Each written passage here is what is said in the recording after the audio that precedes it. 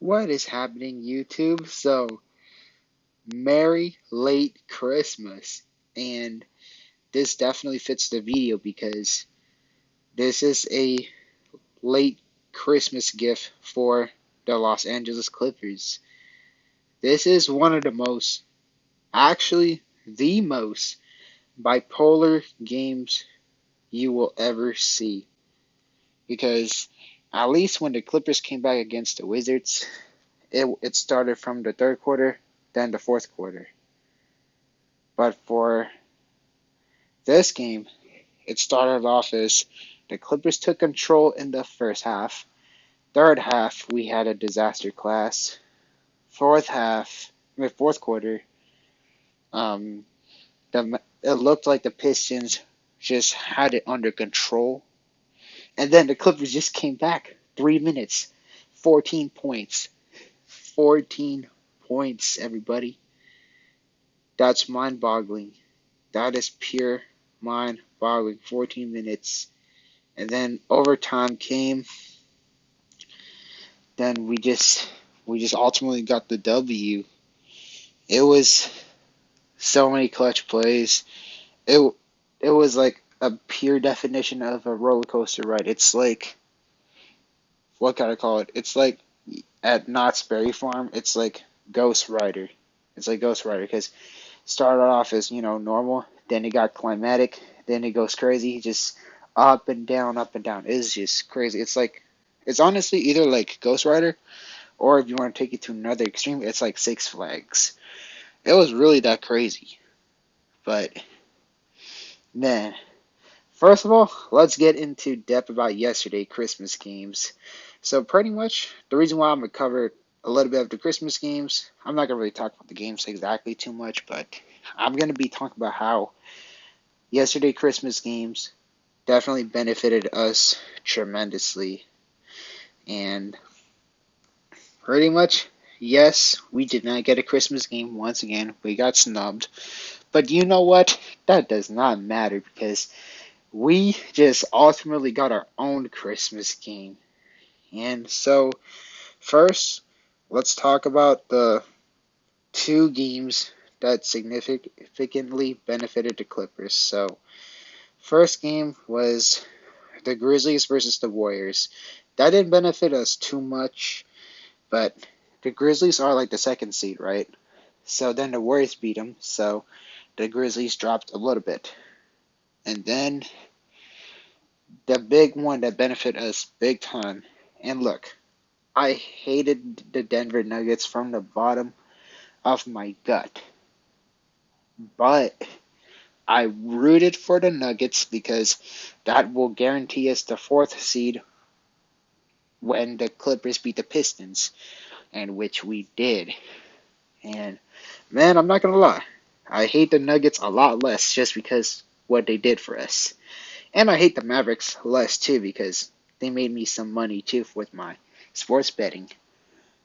And pretty much, man, let's get into the standings though, because look, the Grizzlies lost.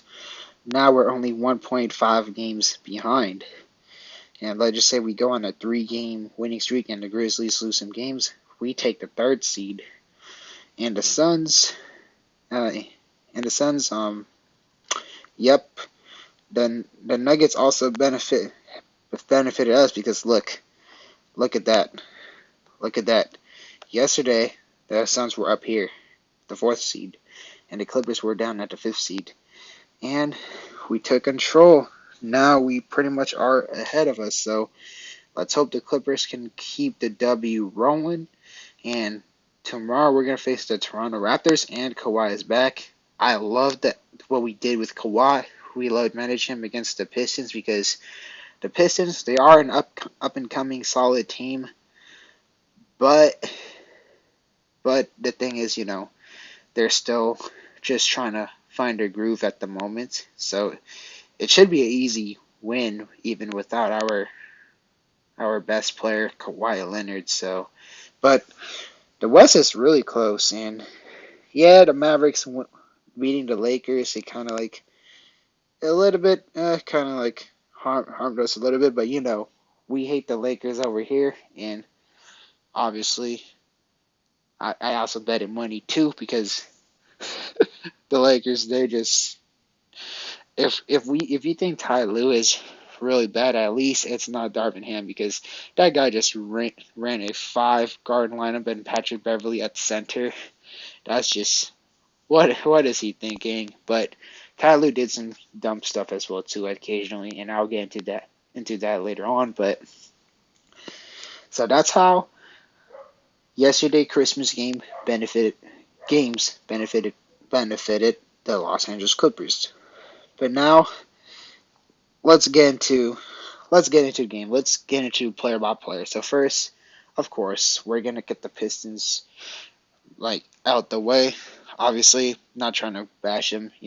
I actually kind of respect the Pistons because I believe somewhere like as soon as 2025, I think they could be a serious, at least a semi contender, if not a complete contender. Because think about it, they have Cade Cunningham, who's a really skilled point guard.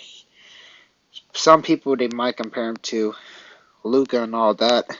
I don't know exactly about that exactly, but he's really skilled regardless. He could definitely get the scoreboard, and he's definitely a big point guard. And they got Jaden Ivey, who's kind of like who's pretty much like a McDonald's version of Ja Morant, who's pretty exciting player. He plays with good energy, like his game. Bogdanovich, I don't think he's going to really be on a team for a long term, but if he somehow does, that actually won't be a bad idea because he could be the veteran who could shoot the ball pretty well for them. Although he didn't shoot good tonight, but usually he's their good shooter. Isaiah Stewart, he could definitely be a solid player. He could get some rebounds and all that. He's undersized, but nevertheless, he could be solid in the post. And they got Duren, who's, in my opinion, a really underrated rising young star. People, they talk about Palo, they talk about Franz Wagner, they talk about Benedict Mathurin, but they don't talk about Jalen Duren too much. Although he's slowly getting his recognition, but Duren, I feel he's an underrated player. He got 15 points and 12 rebounds, so he definitely could crash the glass real good. He's a good double-double machine. And they got Sadiq Bey, who's a solid 3-and-D player. And considering how very stacked this NBA draft is going to be, the Pistons could just, if they draft well, like honestly, a lot of teams, not just the Pistons really, but if the Pistons, they don't even have to go for Wembanyama and all that. If they don't have to get the number one pick to be good, but obviously that would help. But this draft is like a deciding factor on which team becomes a powerhouse within years. Obviously, whoever gets Wembanyama, that's a jackpot, all right. But the Pistons, they can go with many options because Cade Cunningham, he's like a point forward, so he's a point guard, small forward. They got Ivy, so they kind of got their shooting guard. They might get a little covered, although their 3-point percentage, it's pretty good this game, but they could use some consistency, so they could go with a guy like maybe like Nick Smith, who could definitely get him some threes, or they can, or like the option I would really like for the Pistons is one of the Thompson twins. If they get Asar Thompson or Amen Thompson, the energy would be so electrifying, and that's definitely going to be a really good team to watch. Imagine a lineup of Cade Cunningham at the point, Ivy at the shooting guard, Amen or Asar Thompson at the point, or it could be interchangeable. Maybe Amen Thompson at the point guard, or probably for this case scenario, I would say Asar Thompson's the better fit for the Detroit Pistons. And a power forward, I don't know who's going to be, maybe Stewart. And then center would be Jalen Duren. Man, imagine all the lobs going to Jalen Duren. That would be crazy. That would be crazy. So 2025, the Pistons could be something. Or who knows, maybe even a little bit earlier. But they're still finding their ways, though. They're still finding their ways. But let me get into depth, actually, because, man, I had a long ass introduction. So let's get it. Bogdanovich, yep, he didn't shoot too good tonight, but he definitely got some of the mid range, and his shot creation to the basket is fairly underrated. Although his defense definitely sagged off this game, which resulted in some players managed to score on Bogdanovich. Stewart, he had a really efficient game, 8 for 10, 21 points. He was the reason why we thought that, oh, it's over, but we just came back. Duran, like I said, very underrated, energetic, um, rising young star big. Ivy, his threes is actually pretty good tonight. 2 for 3. Usually his threes are not really like the best of the best, although he can shoot threes obviously if you leave him open, but he's definitely nowhere near like a legit number one 3 point shooter. He's more of a slasher, but but 4 for 11, 15 points. He got 8 assists, so that's pretty good. Killian Hayes, oh my goodness, this guy, he improved big time. I just remember just a month or just a month ago, or like a month and a half ago, Killian Hayes, he was just garbage. He was just doing cardio. He literally couldn't hit any shots. But this game, out of all the people who were hitting threes, I did not expect to be Killian Hayes. I thought it was going to be Bogdanovich or, yeah, just Bogdanovich, really. But Killian Hayes, that man was hitting. He was hitting. And of course, he got 10 assists, 5 rebounds. And then for their bench, Kevin Knox, he played 7 minutes. Sadiq Bey, he was hitting his threes as well, too. I don't know what they want to do with him. I heard rumors that they're planning to use him as a trade package or something like that. So I do not know. And it'll be pretty interesting for any teams to try to go after him. Alec Burks, he had more of a quieter game this time, although he got like 14 points, but it was a lot from the free throw lines. Diallo, I think that's how you pronounce his name. He did solid, 5 for 7, 12 points and all that. So pretty much, Dwayne Casey, his rotations were fairly solid. He didn't really run any of the older guys, so he just straight up ran the youth. He ran Duran, Ivy, all the guys. Magruder, Noel, Joseph didn't get any minutes, so that was pretty good. But now let's go with the Clippers. Man, it's a beauty. Beautiful. Nick Batum. His field goal, okay, if you look at the field goal, it's not going to look good. But his defense was just so significant. He got 6 boards and 2 steals. He was playing that defense, especially Bogdanovich. That was the reason why Bogdanovich, he was having a pretty inefficient night, because Batum played a huge factor.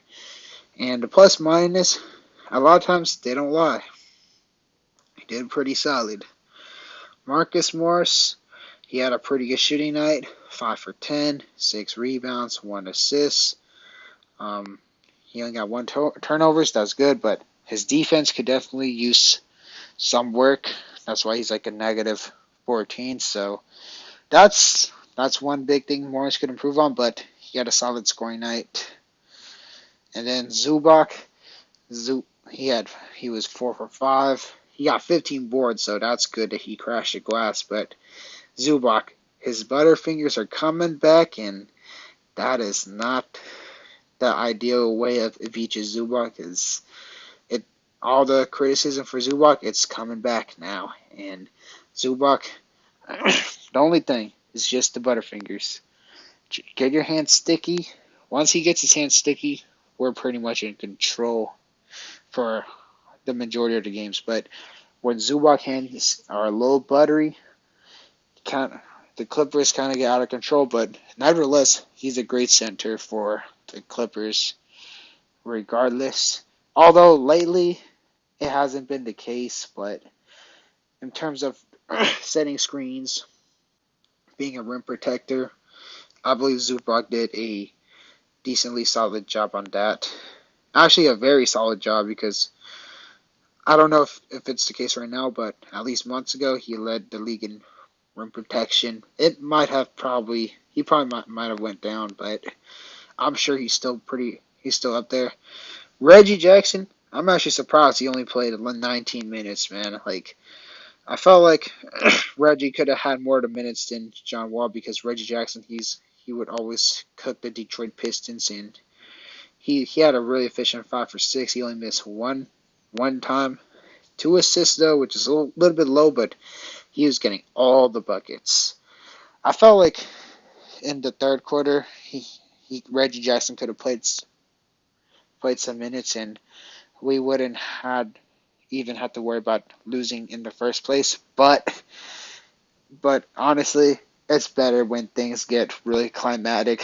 But it shows our flaws. But hey, I almost lost my head. Let's be real. I almost lost my head. I was pretty close of being pretty pissed because man, we almost lost. But hey, we got the W. But it was one of the most ugliest but craziest W. Paul George. Um, Paul George. All right. So his field goal was not too bad, 9 for 19. His free throws during the clutch, though, man, he missed that one free throw. If he made that free throw, we would have probably won. But hey, again, we ended up winning anyways. And he got 11 assists, so that's one good props that we got to give to Paul George. His turnovers, yep, he got 3 turnovers, so could definitely use some work. The third quarter really is when we turn the ball over a lot. Something we definitely need to control. Turnovers are usually the Clippers' Achilles heel when you're trying to play smarter. Kind of like how the Denver Nuggets play, because the Nuggets they don't really turn the ball over too much. It's just beautiful ball movement. That's how they tend to be a pretty successful team. Then Norman Powell, 7 for 12, 2 for 6. He was pretty solid. He definitely got the scoreboard up. John Wall, he was the key factor on how the Clippers pretty much blew the lead, to be honest. He did good in field goal percentage, but he got a whopping of 5 turnovers, like the same amount of turnovers as assists, which is, boy, 3 and up turnovers are not good, but 5 turnovers, ooh, that's a red flag, and it cost him a negative 26. Not bashing Wall. Obviously, Wall is still is a solid player, but he needs to definitely try to get his Russell Westbrook out of him, because a lot of games he plays too much like Russell Westbrook. I get that. I guess him passing the ball like he's trying to get all this get the assists right now, which is that's what we love to see. But at the same time, like the turnovers, just please try to control them. That's one thing we ask. But pretty much, I remember just like a year and a half ago, people they were willing to trade for John Wall. They were like willing to give up, I don't know, Terrence Mann for John Wall, which is, man, you're tripping. You're just tripping. But either way, I'm glad that John Wall is a Clipper for free, and he did have a really rough story arc. He thought about, was it suicide or something like that, but like at least he had a really bad depression, which is that sucks. But yeah, I mean, after all, it is his first game. I mean, he was just fresh off was it an injury or a rest? I don't know exactly, which is understandable. I guess they would come off rusty. Norman Powell had a similar scenario too when he just couldn't hit his free throws last game, so it happens. Terrence Mann, he was clutch, all right. He hit that one clutch shot that sent us to overtime, and had that not happened, That would have been a bummer. That would have been a bummer. And he's like, yeah, he didn't fill up the stat sheets like crazy, but he had the highest plus minus of the team, 28. He was playing that defense. He was pressuring the teams. He was getting steals, 3 steals. Beauty. Beauty. Luke Kennard, another player that came in clutch.